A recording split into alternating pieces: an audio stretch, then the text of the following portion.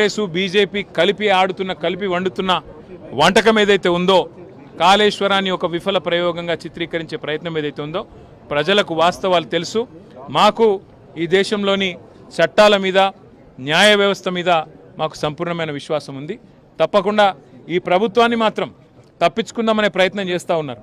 అంటే కమిషన్ల పేరిట కాలయాపన పేరిట కమిటీల పేరిట తామిచ్చిన 6 గ్యారంటీలు 420 హామీలు వాటిని ప్రజల దృష్టి వాటి నుంచి పక్కకు తీసుకుపోయే ప్రయత్నం ఏదైతే చేస్తున్నారో వదిలిపెట్టే సమస్య లేదు.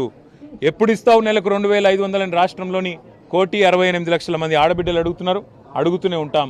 అట్లాగే ఎప్పుడు ఇస్తావు తులం బంగారం అని ఇవాళ పెళ్లిళ్లలో ఉండే ఆడబిడ్డల తల్లిదండ్రులు అడుగుతున్నారు, వదిలిపెట్టాం. ఎప్పుడు ఇస్తావు 4,000 పెన్షన్ అని చెప్పి ఇవాళ రాష్ట్రంలోని పెద్ద మనుషులు అడుగుతున్నారు, వాళ్ళ తరపున అడుగుతూనే ఉంటాం.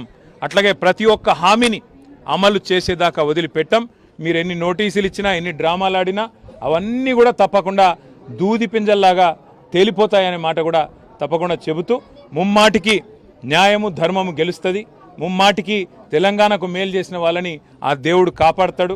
మీరు ఎన్ని చిల్లర ప్రయత్నాలు చేసినా వచ్చి 17 నెలల నుంచి మీరు చేస్తున్నాయని చిల్లర ప్రయత్నాలే. ఈ కమిషన్ అని ఆ కమిషన్ అని ఈ ఎంక్వైరీ అని ఆ ఎంక్వైరీ అని.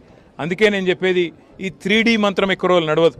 ఈ డిసెప్షన్ డిస్ట్రక్షన్ డిస్ట్రాక్షన్ అనే మీ ఆలోచన ఏదైతే ఉందో